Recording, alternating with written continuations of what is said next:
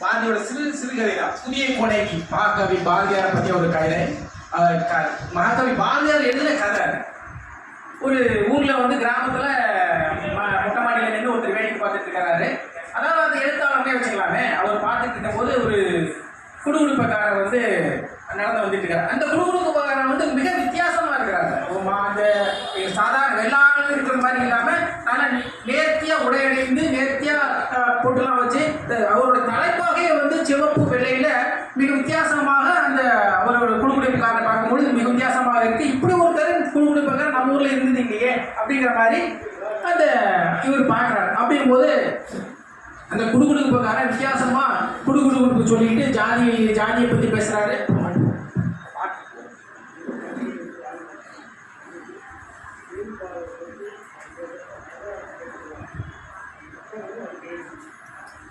குடுகுடு குடுகுடு குடுகுடு நல்ல காலம் வருகுது, நல்ல காலம் வருகுது.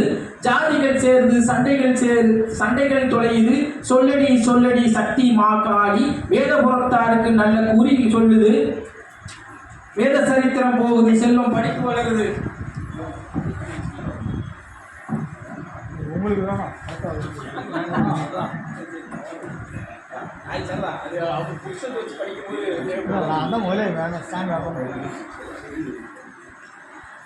குடுகுடு குடுகுடு நல்ல காலம் வருகுது, நல்ல காலம் வருகுது. ஜாதிகள் சேருது, சண்டைகள் தொலையுது. சொல்லடி சொல்லடி சிவசக்தி சக்தி மாக்காளி, வேதபுரத்தாருக்கு நல்ல கூறி சொல்லு. சரித்திரம் போகுது, செல்வம் வருகுது, படிப்பு வருது, பாவம் தொலையுது.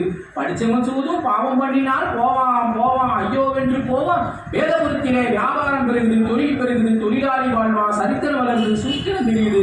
மந்திரம் பெருகுது, தந்திரம் வளருது, மந்திரமெல்லாம் வளருது.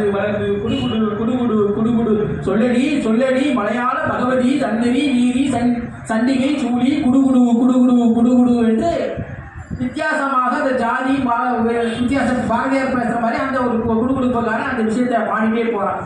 அப்போ அந்த அவருக்கு வந்து என்ன செய்யுது, இப்படி வித்தியாசமான அந்த குடுகுடுப்பாக இருக்கிறாப்பே அப்படிங்கிற வச்சுட்டு கீழே இறங்கி வந்து, ஐயா நில்லுங்க, நீங்கள் எந்த ஊர், இந்த மாதிரி ஒரு நான் இப்படி ஒரு இதை பார்த்ததே இல்லையா குடுகுடுப்புக்காரன், நீங்கள் வித்தியாசமாக இருக்கீங்க, நீங்கள் எந்த ஊர் எந்த இடத்துலேருந்து வரீங்க அப்படின்னு சொல்லிடுறாரு.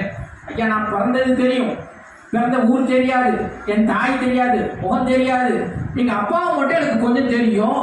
அந்த காலத்துலலாம் ஜாதியை பற்றி பேசும்போது ஒரு 9 கப்பலத்தாரன்னு சொல்லி ஒரு ஜாதி இருப்பாங்க. அந்த வகையை சார்ந்தவன் நான். எங்கள் அப்பாவுக்கு இதே தொழில்ங்கிறதுனால நானும் கொஞ்ச நாளாக இருந்தேன். என்னோட 10 வயசுல இருக்கும்போது தஞ்சாவூர் பக்கத்தில் போகும்போது எங்கள் அப்பா வந்து வயசூர் கண்டி இறந்து போயிட்டாரு. இப்போ நான் வந்து அதே அந்த காலகட்டத்தில் இந்த மாதிரி என் கூட சேர்ந்தவங்களோட சேர்ந்து இந்த தொழில் நடத்திட்டு இருந்தேன். அப்போ தான் நம்முடைய ஜான்சன்ங்கிற துறை அவர் வந்து ஜான்சன் துறைங்கிறவர் வந்து இந்த கம்பெனிகளுக்கெல்லாம் ஏஜெண்டாக இருந்து என்னைய வெளியூருக்கெல்லாம் போய் ஒரு கம்பெனியில் வேலை சேர்த்து விட்டு பண்ணாரு. அப்படி நான் ஒவ்வொரு ஊருக்காக போய் ஹைதராபாத்து போய் அந்த மாதிரி போய் ஒவ்வொரு நாடுகளுக்கு போய் கடைசியாக அமெரிக்காவுக்கு போயிட்டேன். அமெரிக்கா தேசத்தில் வந்து இருந்தேன். அந்த அமெரிக்கா தேசத்தில் இருக்கும் பொழுது அங்கே ஒரு கலவரம்லாம் வந்துச்சு. கலவரம் வந்து கம்பெனி இழுத்து மூடிட்டாங்க. அந்த கம்பெனி இழுத்து மூடினாலும் எங்களுக்குள்ள செலவுக்குள்ள தொகை பணம்லாம் கொடுத்து எங்களை அனுப்பி வச்சுட்டாங்க. நான் திரும்பவும் இந்தியாவுக்கு வந்துட்டேன். எனக்கு போதுமான அளவுக்கு சாப்பாடுறதுக்கு எல்லாமே இருக்குனாலும் என்னோட குலத்தொழிலை மறந்துடக்கூடாது அப்படிங்கிறதுக்காக நான் இதே விஷயத்த இந்த மாதிரி ஒரு நேர்த்தியாக செஞ்சுட்டு இருக்கிறேன், குடுகுடுப்புக்காக சொல்லிட்டு இருக்கிறேன் அப்படின்னு சொல்லி அவர் சொல்கிறாரு. ஐயா நீங்கள் இப்படி இருக்கிறீங்களே, சரி உங்களுக்கு ஏதாவது நான் பரிசு கொடுக்கணும்னு சொல்லிட்டு அவர் என்ன செய்கிறாருன்னா வீட்டில் இருக்கிற ஒரு பட்டு ஜரிகை வெட்டியை கொண்டு வந்து கொடுக்குறாரு. அவர் வந்து சாமி எனக்கு இதெல்லாம் வேண்டாம், எனக்கு எல்லா விஷயமும் இருக்குது, நான் ஒரு நேரப்போக்குக்காகவும் ஒரு என் குலத்தொழிலை விட்டு கொடுக்க கூடாதுக்காக தான் அந்த விஷயத்தை செய்கிறேன் அப்படின்னு சொல்லிட்டு திரும்பவும் குடுகுடு ஜாதிகள் ஒழியுது அப்படின்னு சொல்லிட்டே போகிறாரு. இவர் பார்க்குறாரு. பார்த்துட்டு அவர் தான் ஒரு தெய்வம்னே நினச்சி கையெடுத்து கும்பிட்டு அப்படி அவர் போகிற பாதையை பார்த்து கையெடுத்து கும்பிட்றாரு. இப்படியே அந்த கதை முடியுது. உண்மையை தேடி அந்த குடுகுடுப்பு போகிறான். இவரும் பார்த்துட்டே இருக்கிறாரு. அப்போ சொன்ன ஜாதிகள் ஒளி இன்னும் ஒளிதானே தெரியல, திரும்ப விளந்துட்டு தான் இருக்குங்கிற மாதிரி இப்போ என்னோட எண்ணம் இருக்குது. ஆனால் பாரதியார் எத்தனையோ வருஷத்துக்கு முன்னாடி இந்த கதையை எழுதி முடிச்சா கூட இன்னும் ஜாதிகள் ஒளியிலங்கிறது தான் என்னோட கருத்தாவே இருக்குது. அதை சொல்லிட்டு அடுத்ததாக